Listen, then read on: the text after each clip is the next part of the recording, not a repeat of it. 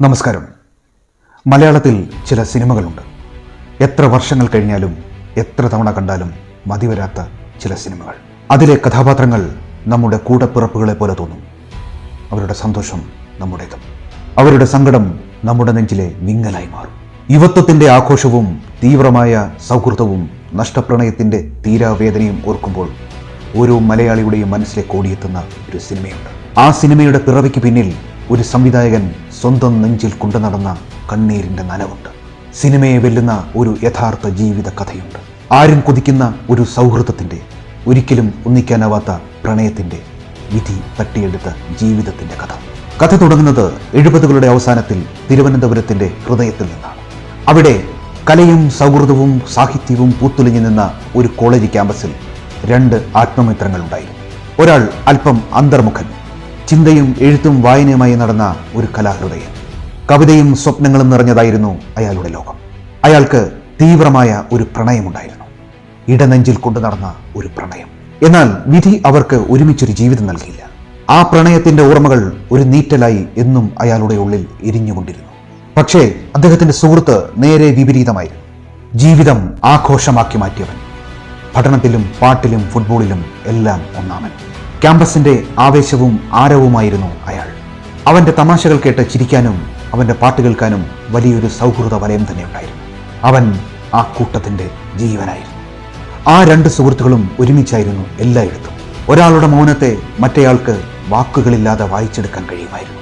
നിരാശ നിറഞ്ഞ പ്രണയത്തിന് കൂട്ടായി സൗഹൃദത്തിന്റെ തണലുണ്ടായിരുന്നു. പക്ഷേ ജീവിതം എപ്പോഴും സിനിമ പോലെ സുഖകരമായി അവസാനിക്കില്ലല്ലോ. ആകാശത്ത് നക്ഷത്രങ്ങൾ ചിരിക്കുന്ന ഒരു രാത്രിയിൽ ബൈക്ക് അപകടത്തിന്റെ രൂപത്തിൽ വിധി ആ ക്യാമ്പസിന്റെ സന്തോഷത്തെ എന്നേക്കുമായി തട്ടിയെടുത്തു.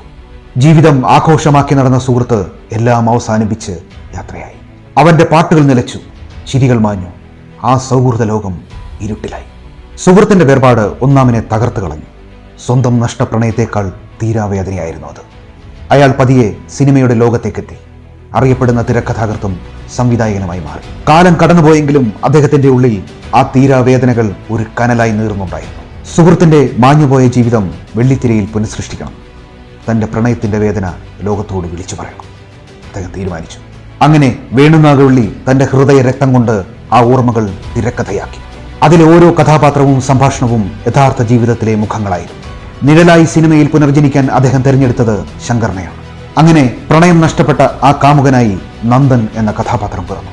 എന്നാൽ മരണപ്പെട്ടുപോയ പ്രിയ സുഹൃത്തിന്റെ ആ കഥാപാത്രത്തിന് ഒരു സാധാരണ നടൻ പോരായിരുന്നു. ആ ഊർജവും ആ പ്രസരിപ്പും ആ സൗഹൃദത്തിന്റെ ആഴവും പകർത്താൻ കഴിയുന്ന ഒരാൾ തന്നെ വേണമായിരുന്നു. അങ്ങനെ മലയാള സിനിമയുടെ ഇതിഹാസമായി മാറാൻ വിധിക്കപ്പെട്ട മോഹൻലാൽ ആ കഥാപാത്രമായി മാറി, സണ്ണി എന്ന പേരിൽ. വേണുനാഗവള്ളിയുടെ സൈമൺ എന്ന സുഹൃത്ത് വെള്ളിത്തിരയിൽ വീണ്ടും ജീവിച്ചു. സിനിമയിലെ ദേവി എന്ന നായിക അദ്ദേഹത്തിന്റെ ജീവിതത്തിൽ നിന്നും മാഞ്ഞുപോയ പ്രണയിനിയുടെ പേരായിരുന്നു. വേണുനാഗവള്ളി രചിച്ച് അദ്ദേഹം തന്നെ സംവിധാനം ചെയ്ത് സ്വന്തം ജീവിതാനുഭവങ്ങളും പ്രിയ സുഹൃത്ത് സൈമൺ മാത്യുവിന്റെ ഓർമ്മകളും ചേർത്തൊരുക്കി മോഹൻലാലിനെയും ശങ്കറിനെയും ഉർവശിയും ഗീതയെയും അണിനിരത്തി ഗാന്ധിമതി ബാലൻ നിർമ്മിച്ച് 1986 സെപ്റ്റംബർ 12 റിലീസ് ചെയ്ത 130 മിനിറ്റുകളുള്ള മനോഹരമായ ഗാനങ്ങൾ നിറഞ്ഞ സൂപ്പർ ഹിറ്റ് ചലച്ചിത്രം സുഖമോ ദേവി.